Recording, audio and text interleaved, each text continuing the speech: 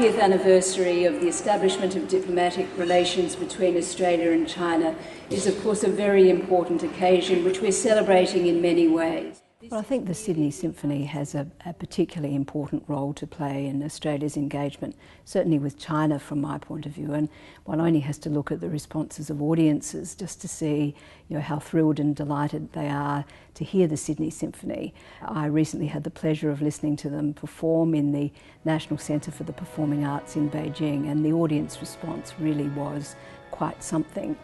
It's not just about going to a concert though and listening to some superbly played, indeed, music that transports one. It's really about deepening our cultural engagement, and whether that's a classical concert, a rock concert, any form of art or culture. I think it says a lot about the relationship between our two countries and the way we engage with each other.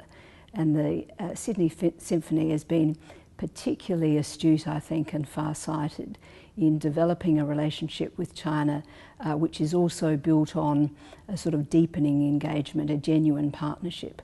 Audiences are a significant part of that, but they're not the only part. And so too, I think it's important for the orchestra to be performing as it is, not just in the major centres of Beijing, Shanghai and Guangzhou, but also going to some of China's still very big, but nevertheless known as second-tier cities, places like Qingdao, like Wuhan, and a variety of others. And that's where the orchestra, I think, is making a real name for itself.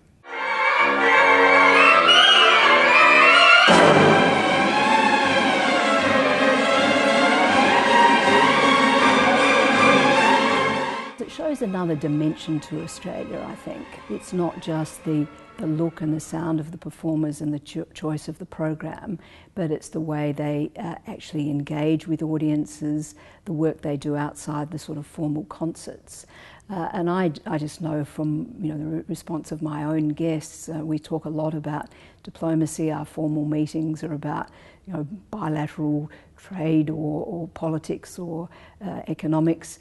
And I was genuinely delighted at the number of quite senior people, ministers and vice ministers in Beijing, who really wanted to come to the concert and saw the Sydney Symphony as a world-class orchestra and just responded to it.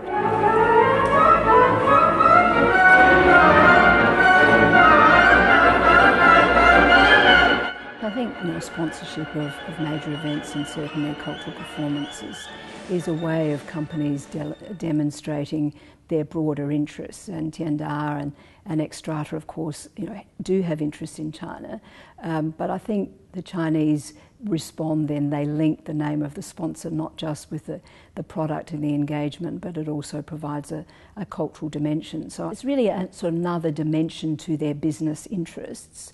And I think one of the points about the Asian Century White Paper is that our engagement with Asia is indeed multifaceted.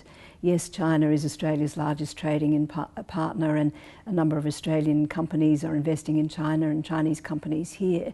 But there's a much more sort of rounded out way of living and a dimension to the relationship that naturally includes a cultural side. So I think it also shows their commitment to China and to expanding not just the market but the relationship, and I think the Chinese respond well to that. 2012 marks the 40th anniversary of the establishment of diplomatic relations between our two countries. And it's interesting to me that both countries have chosen to present a substantial cultural dimension to those celebrations.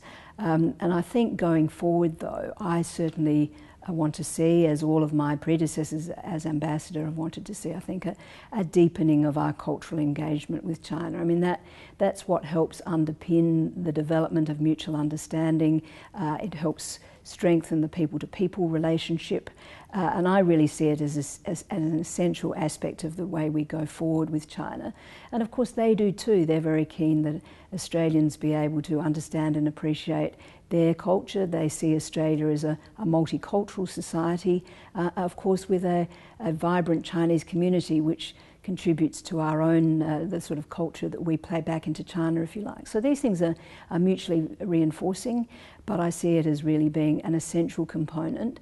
I mean, in many ways a very enjoyable and interesting one, but sometimes a challenging and thought-provoking one as well, and I think that's an important part of our relationship too.